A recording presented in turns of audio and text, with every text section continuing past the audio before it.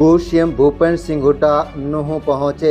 आफताब अहमद का कराया नामांकन। बता दें, हरियाणा के पूर्व मुख्यमंत्री भूपेंद्र सिंह हुड्डा आज मंगलवार को नूंह जिले में कांग्रेस उम्मीदवार आफताब अहमद का नामांकन कराने के लिए पहुंचे। आफताब अहमद के नामांकन से पहले पूर्व मुख्यमंत्री भूपेंद्र सिंह हुड्डा ने नूंह अनाज मंडी से नामांकन सभा को संबोधित किया। उसके बाद लघु सचिवालय नूंह में रिटर्निंग अधिकारी नूंह के कार्यालय में पहुंचकर कोर्ट रूम में नामांकन दाखिल कराया और उसके बाद नूंह जिले के फिरोजपुर जिला विधानसभा सीट से मामन खान इंजीनियर और पुराना सीट से कांग्रेस टिकट पर चुनाव लड़ रहे मोहम्मद इलियास के नामांकन कार्यक्रम के लिए रवाना हो गए।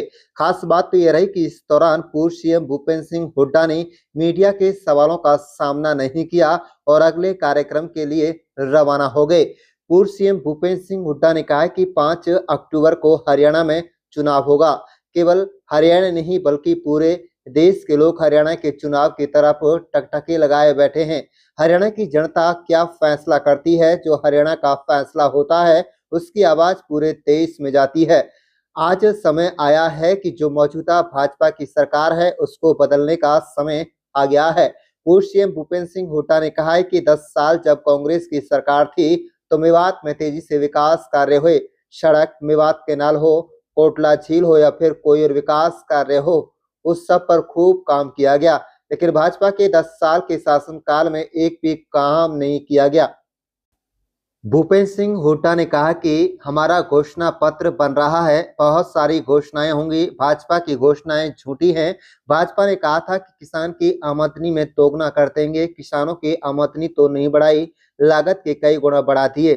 बता दें, 2014 में डीजल का क्या भाव था, खाद का क्या भाव था, कीटनाशक दवाइयों का क्या भाव था और आज क्या भाव है।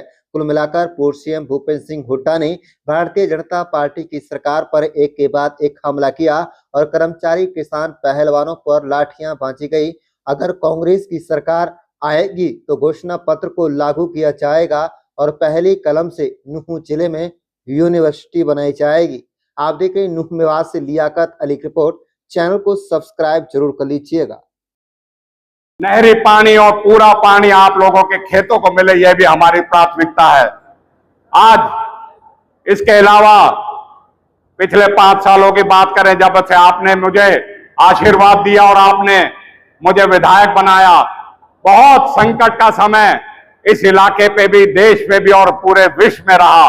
कोरोना के नाम पे एक ऐसी महामारी जिसने मनुष्यता को दहला के रख दिया और इंसान मजबूर हो गया कुदरत के आगे की कोई उसके आगे नहीं चली। लेकिन हम और हमारे साथी उसमें भी, चाहे हमारे कोई मजदूर फंसे थे, चाहे कोई हमारे जमात के साथी फंसे थे या कोई गरीब फंसा था, हमने सबकी कोशिश करी कि अपने ऐसे संकट के समय में उनके काम आए और उनको काम करें।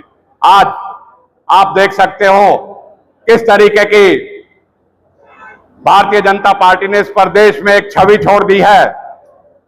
आज हमारे लाखों करोड़ों युवा देश में बेरोजगार हैं और हरियाणा में भी तो सबसे ज्यादा बेरोजगारी हरियाणा में है, रिकॉर्ड तौर बेरोजगारी है।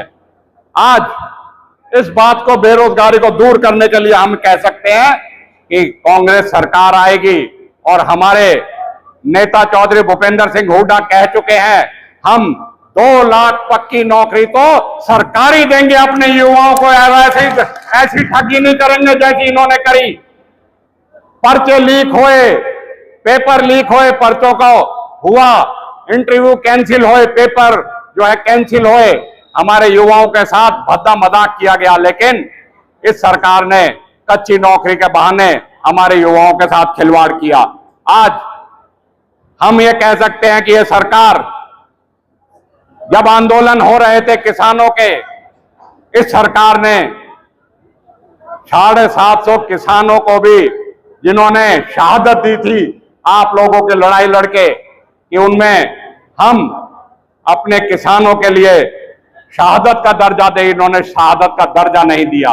और हम आपके बीच में कहते हैं, जो सरकार अपने अन्नदाता का और उसका सम्मान नहीं कर सके, वो किस तरीके की सरकार है। और फिर समझौता भी किया, समझौते के बाद आज तक भी एमएसपी नहीं दी। और हम आपके बीच में कहते हैं अपने किसानों को हम शहीदी का दर्जा भी देंगे और अपने किसान भाइयों के लिए कांग्रेस ने गारंटी दी है कि हम पक्की एमएसपी देंगे, इनकी तरह नहीं कि जिस तरीके से ये अपनी देते हैं फसल, कहते अखबारों में जरूर है लेकिन उस फसल को उठाने का काम नहीं करते।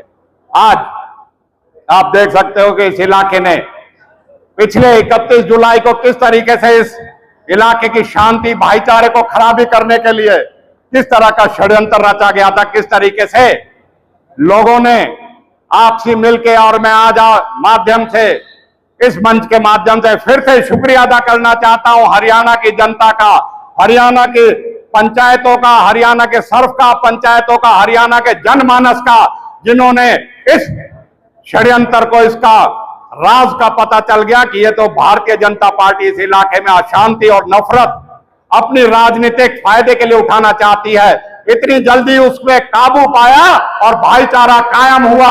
मैं शुक्रगुजार हूं सभी छत्तीस बिरादरी का कि उन्होंने इस षड्यंत्र में ना आके अपनी जिम्मेवारी निभाते हुए, और हमने भी कोशिश करी कि इस इलाके में जिसमें 1947 में कभी भाईचारा नहीं खराब हुआ, ऐसी कोशिश करी गई जिसको विफल किया गया। मैं आज आपके बीच में कहता हूं, आज भी बहुत सारे निर्दोषों के ऊपर मुकदमे बनाए गए हैं, आज भी उनको पड़ताल करी गई है, नाजायज मुकदमे बनाए गए हैं। हम पहले ही मांग करते हैं कि न्यायिक जांच हो और उन्हें इंसाफ मिले, जो दोषी है उसको दोष मिले, लेकिन निर्दोष को दोषी ना बनाया जाए। इसी